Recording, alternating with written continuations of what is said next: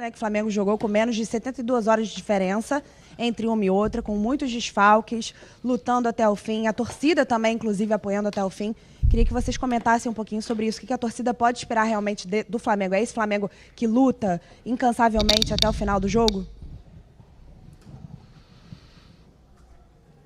Boa noite. Ele trouxe aí da conjuntura do jogo que está falando, um volume muito grande, de finalizações. O Walter fez um grande jogo. Acho que foram 11 finalizações no gol, ele teve participação efetiva. Um volume estabelecido, um volume criado, com uma série de adversidades.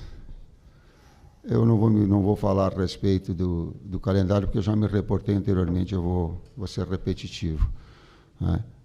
E que ele teve, sim, a busca até o momento final, com substituições importantes, e às vezes tendo a necessidade do jogo, vou me prolongar um pouquinho, porque o jogo se apresentou, botou 3 zagueiros, nós temos 2 pivôs, 2 jogadores de área, porque eles ficaram muito baixos. E aí tu tem a condição de abrir o campo e a necessidade de fazer substituições dos meninos também, que de alguma forma tu precisava taticamente fazer uma mudança para criar as oportunidades que nós tivemos. Então fica aqui o respaldo em relação ao Lohan e ao Verto. E aí a gente precisa do Matheus Gonçalves aberto e mais um pivô enfiado para criar e ter essas oportunidades, ou de finalização de média ou de bola de fundo de cruzamento. Oi, Tite. Oi, Matheus. Boa noite. Sérgio Lobo. No início do jogo, o Flamengo estava muito bem. E aí vem o gol, que foi um gol inesperado, um gol que teve um desvio, né, e engana ali. Foi um chute até fraco, eu pude acompanhar depois, foi um chute fraco, mas o desvio praticamente matou a reação do Rossi. E aí, o que dava para ver lá de cima é que vocês tentavam furar um time que jogou praticamente com todos os seus 11 jogadores da intermediária para trás. Inclusive, o Davi e o Fabrício, em muitos momentos do jogo, estavam alguns metros acima da linha média. Qual foi a maior dificuldade que você teve hoje, que o time teve hoje, na verdade? E até estendendo um pouquinho em relação à sua primeira resposta, quando você tem um problema do Bruno, você chamou os 2 meninos para conversar e opta pelo Lohan, mas tinha chamado o Verton também. Alguma coisa que você pensou que não deu certo, ou foi exatamente isso que você falou do Cuiabá ter ficado muito entrincheirado, e aí o Flamengo tentou fazer outras situações para buscar ali o resultado de vitória? A pergunta é abrangente, eu vou pegar essa última daquilo que eu pensei, e aí externar as ideias. Primeiro, trabalhar em cima da projeção. Eu tinha dúvida de um jogador mais aberto ou de um jogador de armação e articulação para dar volume. Assim como a entrada do Mateuzinho deu, porque aí ficou um jogo de ataque e contra-ataque, ataque e contra-ataque, até a hora de nós mudarmos. Como eu tenho o Lohan junto com o Gerson, pelo lado, que são 2 articuladores, eles se procuram, a ideia foi tê-los para essa ideia. Depois no início do jogo, a gente montou uma estratégia para tentar furar. A gente sabia da qualidade do bloco médio-baixo deles, uma equipe que marca num 4-1-4-1 muito compacto no eixo central, dão os lados, mas a gente tem que fazer a bola chegar rápido para poder fazer o movimento no último terço, que foi até como a gente criou uma situação antes de ter tomado o gol. E aí fica difícil, não falar um pouco da questão do calendário, né? Porque a gente faz a análise do adversário, a gente vem de um adversário que a gente consegue estruturar de uma maneira que a gente quer jogar, contra o Cruzeiro da mesma forma, e não tem como treinar para esse jogo. É tu botar no vídeo e tentar fazer com que as coisas cheguem na hora e aconteça. Aí quando tu toma o gol com 5 minutos, mais a coordenação fina do atleta que vai se perdendo com o 3º jogo seguido, menos de 72 horas, não dando desculpa, porque a gente sabia o que a gente tinha que fazer, a gente procurou fazer, conseguiu fazer em alguns momentos, mas não conseguiu manter essa estabilidade, essa regularidade de condições de botar a gente na cara do gol, de ter uma finalização mais precisa, de ter uma finalização mais limpa. E é um time muito bem treinado defensivamente. Mais limpa, sim. Mais precisa, não. Nossa precisão, nós tivemos ela bastante alta, 19 para 11. Isso é um índice muito forte. E tem que reconhecer do outro lado. O Walter estava num dia iluminado também. Né? Dava a finalização, eu olhava e digo, Walter. Tite, Matheus, boa noite. Dentro desse cenário, principalmente do segundo tempo, por que talvez não ter tirado um dos zagueiros, já que os dois estavam subindo, às vezes, ao mesmo tempo, para o ataque, para tentar aumentar o número de jogadores lá na frente? Porque tinha 2 pivôs, já que nós colocamos dentro da área, aí tu fazer um jogador que sai de trás para ficar lá na frente, aí tu fica vulnerável. E nós tivemos um contra-ataque, aí tu dá para o adversário aquilo que ele queria em transição de velocidade. Então, bota um outro pivô mais e deixa uma equipe equilibrada. Boa noite, professor Tite. Boa noite, Matheus. Bruno Castanha. Segundo tempo muito melhor do Flamengo na nossa avaliação, mas o primeiro tempo o Flamengo tentava pressionar uma bola mais longa e perdia muita segunda bola. A maioria das bolas ficavam com o Cuiabá. Isso se dá o quê? Concentração, posicionamento, uma parte tática, desgaste. Como é que você avalia esse primeiro tempo que melhorou muito no segundo tempo? Nesse contexto todo. Nesse contexto, colocou alguns itens que eles são importantes. E eu acrescento a ele, quando tu busca em casa e tu toma o gol com 5 minutos, o emocional dela também ela sente.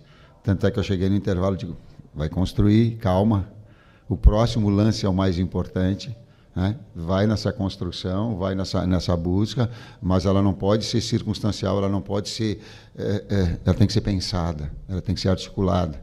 Por isso, inclusive, das substituições que a gente fez, né? Esses componentes todos, falei antes da finesse, do detalhe técnico, de cada um, de um bom domínio, de um bom passe, né? De abrir o campo, como a gente abriu. Então, tu vê alguns fatores que influenciaram. Boa noite, Tite. Boa noite, Matheus, Vinícius, canal Vini Rubro Negro. Uma grande novidade no jogo de hoje foi a entrada do Matheus Gonçalves, né? Um jogador que até boa parte da torcida já vinha pedindo em outros jogos para ele ter mais oportunidades. Na pré-temporada, ele foi muito testado jogando mais centralizado, né? Hoje vocês optaram por colocar ele mais pelos lados, você já até falou sobre isso aqui. Eu queria saber como você e a comissão técnica veem essa entrada no Matheus Gonçalves e se ele pode entrar outras vezes em outros jogos, porque eu acho que hoje, na minha opinião, ele entrou muito bem. Todos os atletas podem. Às vezes a gente coloca assim, ó, a gente nomina um, claro, e aí tem o outro. O Verton entrou bem no último jogo contra o Cruzeiro. Então, sabe, as opções, às vezes tu quer um jogador de flanco, às vezes tu quer um jogador de articulação, e eu coloquei hoje para abrir o campo. Tu tinha Luiz, que era de um lado, abriu o Matheus do outro, fazia jogada de combinação com 2 pivôs, Gerson saindo de trás, combinando, saindo da sessão, o Eric também, né? Um jogador da articulação que faz assistência, faz inversão, né? Então, dentro das lógicas e das características, a gente procura aproveitar. Boa noite, Tite. Boa noite, Matheus. Cidão Marinho da Litoral News. A gente viu um Flamengo hoje que, mais uma vez, como sempre, se dedicou demais. Mas no fim do jogo, vários jogadores caíram no gramado bem cansados. Vocês falaram bastante sobre o calendário. Queria saber qual o tamanho da falta que os jogadores convocados que eles estão com o Uruguai fizeram no jogo de hoje, para que vocês pudessem dar um pouco mais de rodagem para essa equipe, em busca de menos cansaço dentro do campo. E de que forma, com a volta ou não dos uruguaios, como você vai trabalhar, porque vai ter um dia a mais, né, nessa preparação para o jogo contra o Fortaleza, como isso beneficia a equipe do Flamengo para o jogo contra o Fortaleza? Obrigado. Primeiro a gente vai descansar, né? Porque é puxado, cara. A gente tem que valorizar tudo que a gente fez até agora. Chegar na condição que a gente está com uma série de jogadores fora, jogando uma competição paralela. Aí a competição nacional, a gente é prejudicado em... Agora foram 7 jogos. 8 até agora. É complicado. Então a gente tem que parabenizar primeiro o nosso grupo inteiro. O que a gente tem feito aqui foi muito forte, foi muito bom. E tenho certeza que a gente vai continuar colhendo esses frutos a temporada inteira. E aí esperar eles chegar quando eles chegarem e trabalhar para o próximo jogo. Amanhã descansar e depois trabalhar para quinta-feira. E vou falar um pouco pessoal. Até para a gente ficar pensando, quantificando, projetando a equipe. Cara, eu fui dormir ontem. O primeiro dia, depois do jogo, eu não dormi, não dá. E aí a energia, ela te consome, tu não tem um tempo de recuperação. Eu não sei, eu não estou afirmando. Agora eu tenho muitas dúvidas se o BH estando limpo, ele não consegue sair do contato e não machucar. Eu não estou dizendo que foi, mas estou dizendo que eu não sei. Por quê? Porque quando há jogos excessivamente, tá, a propensão de um atleta a machucar, ela é muito maior. E fica aqui um registro também. Se o sindicato dos atletas colocou que 66 horas é o tempo para estar, o sindicato está errado também. Porque ele não está dando o devido tempo. Eu também estou colocando na condicional. Ele está dando prerrogativa para o atleta se machucar. Eu não sei se o BH, em função disso, possa ter influenciado e ter se machucado. Professor Matheus, as últimas duas aqui. Boa noite, Tite. Boa noite, Matheus. Léo José, do Coluna do Fla. No começo da Copa América, o Lohan, ele começou 2, 3 partidas seguidas, sendo o, vamos dizer assim, substituto do Arrascaeta, fazendo a função do Arrascaeta ali no meio de campo. Só que nos últimos jogos ele vem perdendo espaço e no jogo de hoje ele entrou no decorrer da partida e saiu. O que está faltando, assim, em termos de dentro de campo, que o Lohan não está entregando para ele poder ir perdendo espaço, vamos dizer assim? Maturidade, tempo jogado. Isso só se consegue jogando. E treino. E treino. Treino. E treino. No momento que o cara tem uma semana inteira para trabalhar, a gente orientar como faz a pressão, como é que ele vai construir, como é que vai fazer, é mais fácil. Aí fica nessa loucura de jogos um atrás da outra, treina, joga, recupera, joga, recupera. E um garoto de 17 que fez 18 anos agora, assim como a equipe inteira em momentos oscila, vai oscilar também. Exato. E a gente tem que entender esse processo e fazer com que ele retorne ao nível que ele estava antes. Última pergunta da coletiva. Boa noite, professor Tite, Matheus. Sou Bruno Vilafranca, da Rede Multiflá. Eu estava assistindo o jogo ali também da beira do campo, que não é a melhor das visões para a gente poder acompanhar como vocês ali. E estava com a sensação, não sei se vocês da lateral viram dessa forma também, de que quando o Flamengo, que joga muito pelos lados do campo, tinha a subida do Wesley ou do Luiz Araújo pelo lado direito, Ayrton Lucas e o Bruno Henrique pelo lado esquerdo, o Cuiabá estava dobrando demais aquela marcação ali, atrapalhando essas subidas, que tem sido uma arma muito forte do Flamengo, o jogo pelos lados do campo, que são jogadores muito velozes e agudos. Então eu queria saber se o senhor entendeu dessa forma também e se no intervalo, já que o Flamengo melhorou bastante, o que o senhor tentou fazer para justamente dar opção para esses jogadores que eles costumam ajudar demais. Obrigado. Uma parte eu respondo quando a gente colocou daí o BH, que não tinha os dois jogadores de flanco, a gente tentou um jogador de flutuação para ter mais bola, ter mais posse. Naquele momento não sincronizou, não coordenou. E aí fica também um reconhecimento ao Gerson. Às vezes os caras chamam ele de coringa, é muito difícil tu executar 2, 3 funções dentro do campo, da necessidade, até para os poucos atletas que a gente, assim, de opção, de maior estofo, colocar aí Gerson lado, que é a preferência dele, é o que mais joga, ele tem o chip do externo do lado direito.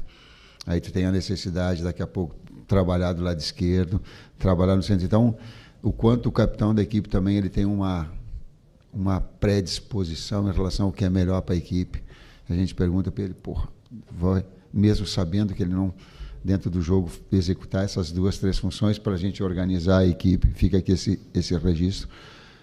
Fundamentalmente é o seguinte, quando tu tem um jogador de articulação do lado, tu tem mais posse. Quando tu tem 2 agudos, tu tem mais verticalidade. Uma hora o jogo te pede uma coisa, outra hora pede outra. E a hora que botou 3 zagueiros, precisava 2 pivôs. E agradecer a torcida. A torcida, a gente tomou gol cedo e apoiou e ajudou o jogo inteiro. Sim. Ajudou até o final e vibrou com a gente quando a gente fez o gol.